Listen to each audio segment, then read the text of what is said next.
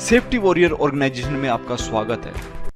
यहाँ पे दिया गया सवाल मेंबरशिप एग्जामिनेशन का है, जिसमें पूछा गया है कि कन्वेक्टिव हीट ट्रांसफर को कंसिडर करते हुए आपको उन मेन फैक्टर्स के बारे में बताना है that influence the operation of A sprinkler head. So let's discuss. जैसा कि हम जानते हैं, हीट 3 तरीकों से ट्रांसफर होती है, that are conduction, convection and radiation. Conduction and convection में हीट ट्रांसफर के लिए मीडियम की जरूरत होती है, जबकि रेडिएशन में हीट ट्रांसफर के लिए किसी तरह के मीडियम की जरूरत नहीं होती। It can be happen in vacuum also. जैसा कि हम जानते हैं, कन्वेक्टिव हीट ट्रांसफर में एयर इज द मीडियम, जिसकी वजह से फायर स्प्रेड होती है, हीट एक जगह से दूसरी जगह तक पहुंचती है। तो यहाँ पे एयर हीट अप होके स्प्रिंकलर हेड तक पहुंचती है और जिसकी वजह से स्प्रिंकलर ऑपरेट होता है। लेकिन कई बार आपने ऑब्जर्व किया होगा कि स्प्रिंकलर कई बार बहुत जल्दी ऑपरेट हो जाता है, कई बार उसका बहुत डिले ऑपरेशन होता है, या कई बार जब स्प्रिंकलर ऑपरेट होता है तो फायर इमीडिएटली एक्सटिंग्विश हो जाती है, और कई बार स्प्रिंकलर ऑपरेट होने के बावजूद भी फायर एक्सटिंग्विश नहीं हो पाती। ऐसा क्यों होता है, ये समझने के लिए हमको इसके सभी अफेक्टिंग फैक्टर्स के बारे में जानना होगा। These affecting factors are thermal capacity of parts, height of ceiling, shape of ceiling, distance of the head from the fire and ceiling, and rate of rise of the temperature around the sprinkler head. Thermal capacity of parts. जैसा कि हम जानते हैं, sprinkler head 2 तरह के होते हैं। एक स्टैंडर्ड स्प्रिंकलर हेड होता है और एक फास्ट रेस्पॉन्स स्प्रिंकलर हेड होता है। दोनों में मेन डिफरेंस उनके अंदर यूज होने वाले ऑपरेटिंग एलिमेंट का होता है। स्टैंडर्ड स्प्रिंकलर का जो ऑपरेटिंग एलिमेंट्स है और फास्ट रेस्पॉन्स स्प्रिंकलर का जो ऑपरेटिंग एलिमेंट है, भले ही दोनों की रेटिंग सेम हो, लेकिन इनकी आरटीआई डिफरेंट होती है। फास्ट रेस्पॉन्स स्प्रिंकलर की रेस्पॉन्स टाइम इंडेक्स 50 होता है, जबकि स्टैंडर्ड स्प्रिंकलर का आरटीआई 80 होता है। इस वजह से at the same temperature fast response sprinkler जल्दी ऑपरेट हो जाएगा, जबकि स्टैंडर्ड स्प्रिंकलर थोड़ा टाइम लेगा। Height of ceiling. जब फायर होती है तो हीट ऊपर की तरफ स्प्रेड होती है, और ऊपर की तरफ स्प्रेड होती है तो जैसे ही वो स्प्रिंकलर के कांटेक्ट में आती है तो स्प्रिंकलर का ऑपरेटिंग जो एलिमेंट होता है उसका टेम्परेचर राइज होने लगता है, और एक लिमिट के बाद में वो ब्रस्ट हो जाता है और वाटर स्प्रेड होना शुरू हो जाता है। लेकिन जब सीलिंग की हाइट ज़्यादा होती है तो उस कंडीशन में यही हीट ऊपर तक नहीं पहुंच पाती, जिसकी वजह से स्प्रिंकलर हेड का ऑपरेटिंग टाइम इंक्रीज हो जाता है और वो उतनी जल्दी ऑपरेट नहीं हो पाता जितना कि वो लो सीलिंग एरिया में ऑपरेट होता है। Shape of ceiling.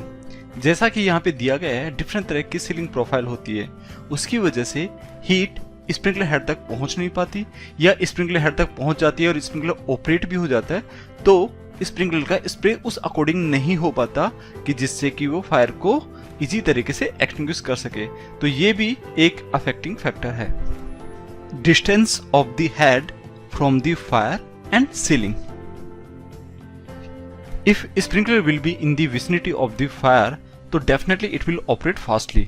लेकिन अगर किसी तरह का ऑब्स्ट्रक्शन है, सीलिंग प्रोफाइल ऐसी है कि वो डायरेक्ट फायर के कॉन्टेक्ट में नहीं आ पा रहा है, तो उस कंडीशन में स्प्रिंकलर हेड ऑपरेट होने में टाइम लेगा। अब हम दूसरे पॉइंट की बात करते हैं कि सीलिंग के अंदर में अगर स्प्रिंकलर हेड है, गलत तरीके से इंस्टॉल किया हुआ है, तो जल्दी ऑपरेट नहीं होगा। और अगर रिफ्लेक्टर सीलिंग के नीचे में है, जहाँ पे वो डायरेक्ट फायर के एक्सपोजर में आ सकता है, तो वहाँ पे वो इजीली ऑपरेट हो जाएगा। Rate of rise of the temperature around the sprinkler head. Sprinkler के ऑपरेट होने के लिए उसका जो सराउंडिंग टेम्परेचर है वो इंक्रीज होना चाहिए। जब वो इंक्रीज होगा तभी स्प्रिंकलर हेड का जो थर्मल सेंसिटिव एलिमेंट है उसका टेम्परेचर राइज होगा और ये ब्रस्ट होगा। लेकिन कई बार आपने देखा होगा कि फायर जब होती है तो स्मोक हॉट जोन से कोल्ड जोन की तरफ ट्रेवल करती है, और जब कोल्ड जोन की तरफ ट्रेवल करती है तो हीट में उतना पावर नहीं होता कि वो स्प्रिंकलर के हेड को ब्रस्ट कर दे। तो ऐसी कंडीशन में स्प्रिंकलर ऑपरेट होगा नहीं। So you need to understand कि स्प्रिंकलर हेड तभी ऑपरेट होगा जब सराउंडिंग टेम्परेचर उस लेवल तक पहुंचेगा, उस रेटिंग तक पहुंचेगा। अगर उस रेटिंग तक नहीं पहुंचेगा तो स्प्रिंकलर हेड नहीं ऑपरेट होगा। Rating of sprinkler head. Sprinkler head की कई तरह की रेटिंग होती है, जैसे कुछ 57 पे ऑपरेट हो जाते हैं, कुछ 68 पे होते हैं, कुछ 93, 141। So there are the different ratings. तो कम रेटिंग का जो स्प्रिंकलर होगा जल्दी ऑपरेट हो जाएगा, जबकि ज्यादा रेटिंग का स्प्रिंकलर ज्यादा टाइम लेगा ऑपरेट होने के लिए। फॉर एग्जाम्पल, आपके प्रीमाइसेस की नीड के हिसाब से 68 डिग्री का स्प्रिंकलर लगाना चाहिए, लेकिन आपने वहां पे 79 या 93 या 141 का लगा दिया, तो definitely it will not operate fastly as 68 degree temperature.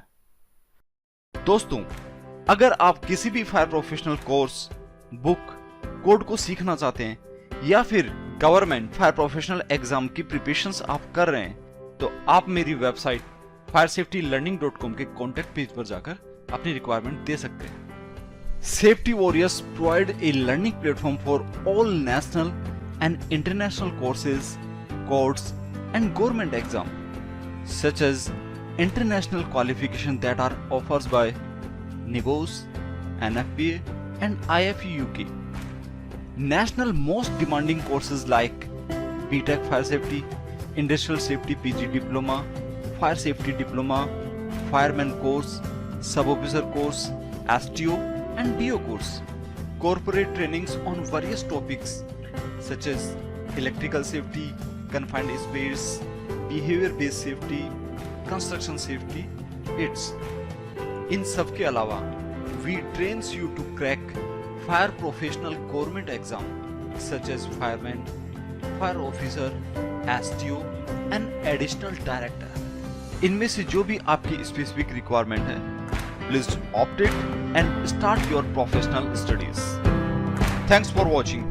Keep learning, keep progressing.